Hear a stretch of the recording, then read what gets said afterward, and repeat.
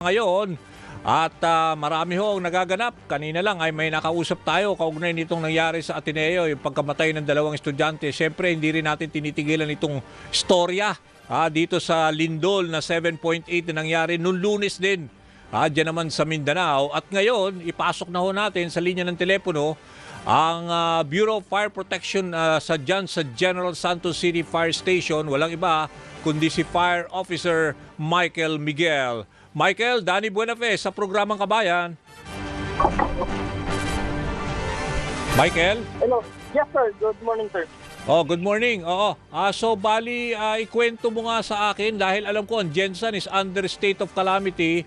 Ikaw daw ay nandoon sa at least 'di ba laging pinapakita to sa video, viral to, itong Jollibee, yung pagguho ng Jollibee, yung lalo na yung isang may radio station sa ibabaw ng building. Ano ba ang nangyari doon, Michael? Pakikwento mo. Nandoon ka mismo? Andun kami, sir. Yung after pagka-lindol talaga, yung medyo humupa ng lindol. Kasi sa station namin, sir, pag once na may lindol nagaganap, after ng lindol, SOP po sa amin na lumalabas yung mga fire truck and ambulance. Okay. So nagkataon po yung Jollibee is malapit lang po, tanaw lang po sa station namin. So doon namin nakita na gumuho na ang Jollibee. So agad namin pinuntahan, sir.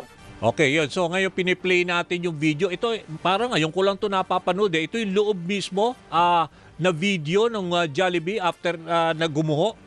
Tama ba? Yes, sir. Yes, sir.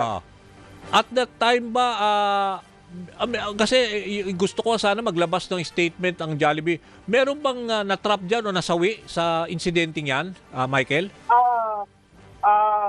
Sa awa ng Diyos, sir, no, wala po tayong kitang casualty dyan, sir, no?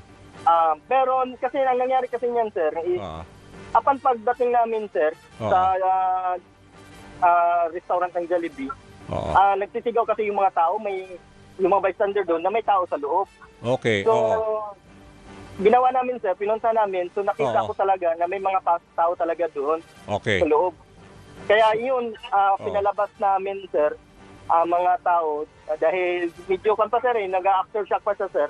Okay. So, yun, pinasok ko para mailabas lahat ng mga tao nandun. So ngayon, pinapanood naman namin, ito palang RD Plaza. Bale, ito, panoorin ho natin, no? Tao! Tao! Ay! Tao! Labas kayo dyan! Labas kayo! May nag-trap! May nag-trap! May nag-trap! Tao! Tao! Labas! Labas! Labas na! May nag-trap!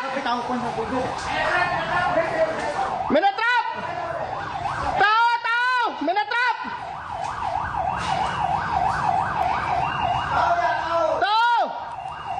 Lord Jesus Christ! Tao! Tao! Yes, tao! Labas na! Boss nga! Labas na! Sir, mga Pilipina! Labas na! Labas na! Tao! Tao! Tao! Tao! Tao! Anong ginagawa niyo dyan? O labas na! May tao, sir? Ano ka dito? Hindi, nakita akong tao ba? Ay! May nagasunod! May nagasunod! Nakita akong tao, sir. Ano ka, rescuer? Sawa na ko, sir. O sila kami na! Grabe ano? Ayun, oo. So narinig mo, nakita mo yung video. Ikaw pala yan, Michael, yung sumisigaw ng labas. Yung labas. Yes po, sir. Kasi pinapalabas ko po yung mga tao na yun, sir. Ayun. Kasi kung, sir, nag-shake pa po talaga ang lupa that time, sir. Kaya nga, ang ganda ng video, no? At least capture yung mga talagang ganitong moment, no? Yung area na yan, yun dyan sa RD Plaza na yan, bali, meron ba diyang nasawi o nasugatan? Sa awa ng Diyos, sir, wala po, sir. Siguro sa buti naman. nasugatan, pero mga minor na lang po yan, sir. Okay. For now ba, Michael, meron pa kayong nararanasan ng mga Actually, sir, bago itong tawag na ito, sir, nagkaroon pa ng medyong pagyanig ng lupa. Pero medyo mahina lang naman po.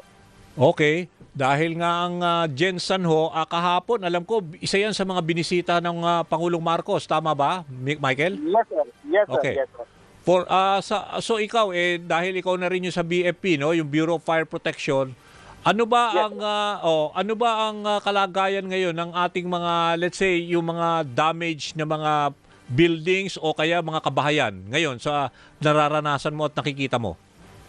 Sir, meron po mga building na nagkulap at saka may mga bahay din na mga medyo may mga cracks, so Oo. mga damages, no? Oo. Pero regarding dyan, sir, sa pag-evaluate, hindi ko masabi, sir, kasi Oo. may yung public information po namin ang nakakalam po talaga niyan, sir. Pero may Oo. mga damages naman po, sir. May Oo, mga kaya nga. lupa na nag-crack at saka may mga bahay din na medyo na-damage talaga. Oo. Lalo na yung bahay ko, sir, na-damage din. Bahay mo, Michael? Opo, na bahay ko may mga damage, sir. As in, gumuho ang bahay mo or Hindi meron lang? naman po, Ha? sir. Pero yun, may mga crack yung bahay namin, sir. Oo. Pakikwento mo nga kasi karamihan ng mga nagkukwento sa amin medyo matagal talaga yung paglindol at sabi nila malakas talaga. Ikaw, how was your experience? Pwede mo siguro ikwento, bahagya lang. Ako, sir, medyo nervous din talaga kami, sir. Siguro, medyo kinabahan ako that time, sir, kasi akala ko siguro mga almost 1 minute din, sir, o mahigit ang bago. Mahaba, Oo. Tapos medyo malakas, sir. First time namin na-experience na ganun talaga. Okay. For now ba, yung buong syudad, yung General Santos, malaki no? Wala pa rin supply daw ng kuryente, tama ba? Meron naman po, sir, na naibalik na po ang mga supply nung nakarang araw pa. Pero siguro, sir, may mga barangay na wala pa. Pero halos lahat na, sir, may supply na. Yung tubig na lang, sir, sa ibang barangay wala pa, sir. Tubig. So, may mga iba pa bang pamilya na pagkakaalam mo nandoon sa ibang para settlement area o mga evacuation center kasi takot silang pumasok sa mga bahay nila dahil syempre gusto nila ipa-check up patingin muna kung yung structural integrity ng bahay nila or building. Tama ba? Hindi ko masabi, sir, kasi wala talaga akong information about yan, sir, kasi lahat ng information pumapasok doon sa public information section namin. Kasi ako, sir, nagkataon, sir, nasa operation kami, sir, so medyo busy kami ngayon na pumupunta-punta sa mga barangay kung ano ang may bigay na tulong ng Bureau of Fire Protection, sir. Nung panahon ba nung lumindol, kasi 7:37 yan in the morning, may mga tao ba doon sa kumakain sa Jollibee at saka doon sa RD Plaza? Based doon sa staff ng Jollibee, sir, meron po daw, sir. Pero sa awa ng Diyos, nakalabas naman po. Pero yung mga nandun sa nakita mo, yung sinisigawan mo ng labas, doon sa RD Plaza, ano yun? Mga parang empleyado lang yon, tama? Hindi po, sir. Kumbaga, kwan yun sila, sir, mga bystander doon, sir. Ang kasi sa isa doon sa mga na nandun din ng mga bystander, sir. Sabi nila, bago kami dumating, may na-save na sila na matanda. So, tumutulong lang sila. Tumutulong po. Okay. So, yun din po kasi sana ang ikon ko, sir. Doon sa video, nagkaroon kasi ng misleading. Doon sa ibang vlogger na ginagawa nilang looters daw. Pero para sa akin, sir, hindi, sir. Mga kwan yun sila, sir. Concerned citizen. Okay. So, ibig sabihin, wala ka namang na-witness o yung parang pwede mga looters o yung mga nagsasamantala sa sitwasyon? Wala po, sir. Wala po, sir. So, kwan po, sir, sila po yung mga unang nag-rescue dun, sir, yung mga nandun na mga bystander. So, para maipalabas, ang sabi nila, may naipalabas sila ng mga customer, sir. For now ba, kontento ba mga residente dyan sa tulong na ipapaabot? Yung sabi mo, yung tubig medyo kulang, pero in terms of food packs na binibigay ng DSWD, Michael? Yes, sir. Naman po, very supportive po talaga ang local dito, sir, no? At mabilis po ang action ng local government at saka national government, sir. Especially sa national government, sir. Okay. So, wala naman po tayong problem, sir. Michael, kamusta naman ang lagay ng panahon ngayon? Medyo mainit, sir. Mainit, sir. Okay. Pero yun lang, sir, medyo nararamdaman namin na may kunting may pagyanig aftershock pa rin. Yes, sir. Kasi kahapon, ang balita namin, may malakas na naman, pero Sarangani yata yung balita namin, 5.2. Diyan ba, ganun din kalakas o mga minor naman? Medyo malakas din, sir. Mga 5 din siguro, sir. Ganun. Pero, paano, sir? Medyo pahupa naman siguro ito, sir. Sana, patapos na. Eh, ikaw ba, sabi mo na ano rin, no, na tamaan din yung bahay mo. Ngayon ba, umuwi ka naman, nakakauwi ka na kayo, yung pamilya mo sa bahay nyo? Yun din po talaga, sir. Never pa ako nakauwi, sir. Never ganun ko pa ba? nakita ang pamilya. Yes, sir. O so, saan Yung pamilya kayo? ko, sir, dinala ko muna doon umuwi muna sila doon sa yanan ko. Kasi yung Okay. bahay namin, sir, hindi pa hindi pa Hmm. safe. At saka hindi ko pa nakikita ang mag-ina ko, sir. So tingin mo, dadaan pa ng major repair? Ganon? Yung bahay, kailangan? Sana hindi, sir. So, sabi ng Mrs. Sir is, may mga crack po talaga, hindi safe. Oo, So, hindi din kami makauwi, sir, dahil, siyempre, sa tawag ng tungkulin, sir, Oo. kailangan po namin magbigay serbisyo muna sa Jensen, sir. Oo, kami, believe kami sa mga ginagawa ninyo. Saludo kami dyan sa, Thank you, lalo sir. na, pinakita natin itong video. Napakaganda nitong video, no? Kuhang-kuha yung, yung mismong nakaka-traumatize ito, yung ganitong mga karanasan.